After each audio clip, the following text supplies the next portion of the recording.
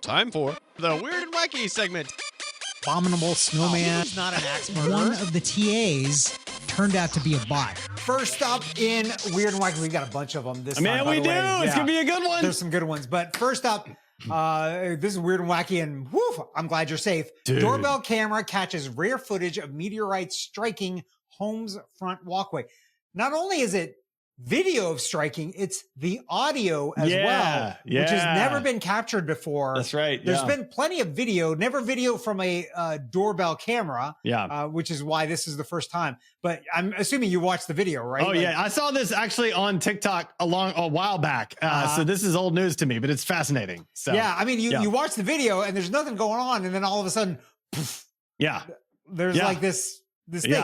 And they didn't even realize what it was, and they started sweeping it up, and then later realized, like, oh, wait, this might have been a meteorite. They sent it off to be tested, and they were like, yeah, that was a meteorite. I mean, if you were a human standing there, you would not be a human standing there any longer. Nope, like you're all done. Totally done. So, I think, did the article say how fast it was moving? Like meteorites coming into the earth, they're moving at a very high rate of speed. Yeah, I don't recall it saying that. But man, that was crazy. And the guy said he was like standing basically in that same spot a few minutes before that. He was like taking his dog out for a walk or something like that. Oh my gosh, that's crazy. Timing is everything. All right, next up, we got an amusing video for you. I built an omnidirectional ball-wheeled bike. So imagine a bicycle that sits on top of what looks to be like giant exercise balls, like those ones that Dwight was bouncing up and down on The Office and Jim poked it with the scissors and popped it like that, those types of balls. And it can move in any direction that you want. And I can't imagine what this would be used for or why it would be used, but it's fascinating. Because it's cool. Awesome. Yeah. To me, this is like a Tron bike. This is like a futuristic, high-tech bike. The Tron bike couldn't move in any direction that it wanted to. It was only, I feel like the Tron bike's a high-tech motorcycle, and this is like a lower-tech novelty. That's what it feels like to me. But I mean, maybe not. I don't know. I think if you could commercialize this thing, this would be awesome on the road. Like, literally, this would be pretty cool. I mean, it'd be very different looking, I think, but I can imagine like two giant balls for wheels, rolling down the road. Like, I could be pretty interesting. You'd have a lot of maneuverability, that's for sure. So yeah, exactly. You can just turn on a dime and you can move sideways. Imagine changing lanes in this thing. It's like instant. It'd be crazy. Just jump right over. So there you go. Exactly. Next up, this is another Shadow of Evil thing. Google Maps will change the Gulf of Mexico to the Gulf of America, but only for the people in the U.S. For people in Mexico, it'll still say Gulf of Mexico, and for everybody else, it's going to say both names. Yeah. What does this get us? I don't understand what this gets us. I don't. Pride? I don't know. I'm still going to call it the Gulf of Mexico. Yeah. And also, by the way, the last time I said the Gulf of Mexico? I don't know. I was probably in junior high. Yeah. When you were filling out a map in a geography class in high school, that's when you said the Gulf of Mexico. Every other time it's the Gulf, and it just doesn't matter. I don't really even refer to it because first of all, I don't live on it. And also it's not anything that I actually ever think about. Yeah, it's like of all the things, like that thing that they talk about, like guys, and I don't know if this is true of you, like most guys think about the Roman Empire like once a day or something. I do not. No. Yeah, I've never thought about the Roman Empire, by the way. No. I am now because you just said that. Right, exactly. Otherwise, exactly. Just naturally, I never think about it unless I'm watching like one of those Roman movies or something like that. Maybe, and it's only because I'm watching it, but that's like this. Like I have never really thought about the Gulf of Mexico. It's crazy. All right. Next up, which is also, this is a very strange one. Christopher Walken hates technology. No phone, uses satellite TV. More cowbell. So he's in the Apple TV show Severance. And in order to see his performance on the show, Apple had to ship him a DVD of which I don't even know that exists. Like, I don't know that you can buy a DVD of season 1 of Severance. Like, I'm not even sure that's a thing. I think it was maybe custom burned for him. But they sent that to him and he watched it. Like, he doesn't do email. He has no cell phone. No cell phone. He just doesn't like not interested in technology in any capacity whatsoever. I honestly love it. And he talks about how he does his jobs, and he's like, he doesn't really plan. Yeah. And when he's done with one, then he looks around and it's like, oh, that's interesting. Let's go do that one. Well, and then he says it's based on like who's working on it or where it's going to be filmed or whatever. Like he doesn't really plan for his career. And what's amazing is he's had an incredible career. A huge, such an amazing career. Yeah. I love him as an actor, and I kind of love him a little bit more now because he hates technology. For sure. Yeah, I mean, we love people that hate technology on a technology podcast, which is a great juxtaposition. But here's the thing. So I think he's done some theater work, right? Yeah. And I saw this interview with Will Ferrell, and Will Ferrell was explaining how Christopher Walken was explaining to Will Ferrell that Will Ferrell ruined his life because of the SNL cowbell skit.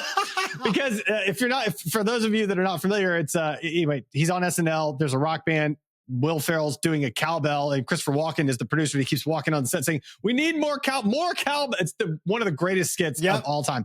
And but Christopher Walken communicated to Will Ferrell that he ruined his life because people will come to the theater show that he was currently doing like recently and will bring cowbells and ring the cowbells at the end of the show. So like he's done this huge prolific career. And he's like really widely known for this one SNL sketch that was amazing. So it is. I mean, I said it at the front of this story too. Like, it's a great skit. It is, and it's hilarious. It's so and good.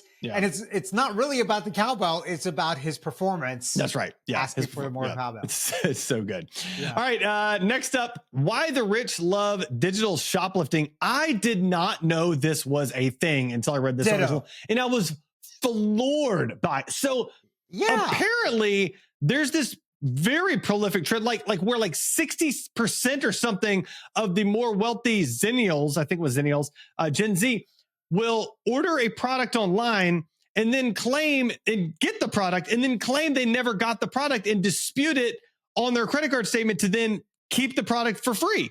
Why?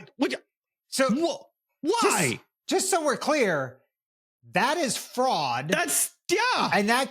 And not only fraud, but because you've done it through the mail system or through a package system that's gone across state lines, that's potentially a felony, and that can land you in prison. Yes.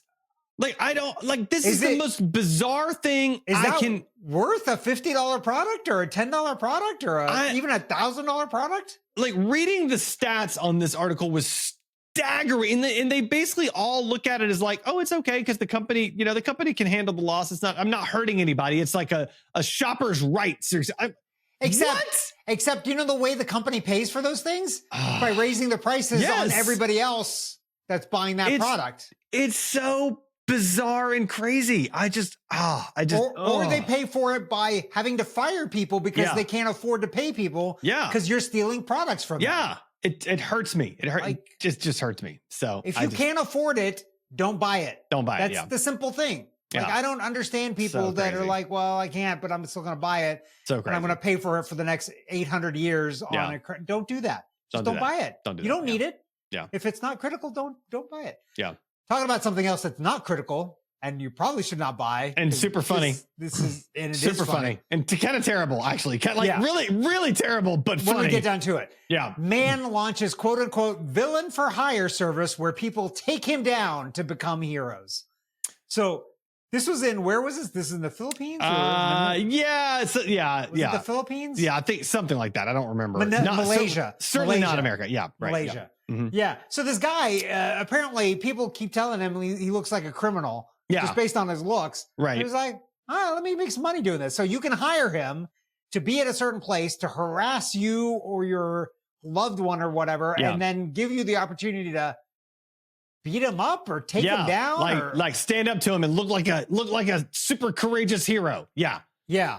There was one story in there where like the guy hired him, and then the guy, like they met up at this certain location. The guy goes to the bathroom. So the quote villain for hire goes and starts kind of harassing the girl, and then the guy walks out and sort of runs him off. And I'm like, okay, so that's funny in a sense, but then like think about it from the girlfriend's perspective. Like she's probably like legitimately scared, right? Like in this situation, And like, what kind of crappy boyfriend do you have that you feel like, seriously, like you got to, the whole show thing your just, masculinity by, it just irks me. I mean, it's funny. I tagged it because it's a quirky, weird, funny thing. Yeah. But it also is really kind of terrible and irks me. So, there's a section of the article too that says is like, this guy is not thinking this through. In Malaysia, individuals found guilty of sexual harassment could be forced to pay compensation for any financial or emotional harm caused. Yeah. Furthermore, engaging in inappropriate public behavior that causes distress could result in up to 3 months in prison. Yeah, he could get or a lots of fine trouble. or both. Yeah, I totally agree. Yeah, it's a terrible idea. Dude, he's getting like $20-something US, about 100 ringgit for doing this. I don't think that's worth 3 months in prison. Oh, but he does charge more if it's a weekend harassment. Well, so, I mean, if you got to harass someone on the weekend, you got to charge more. It's like $30 then. Everybody knows that. So. Yeah.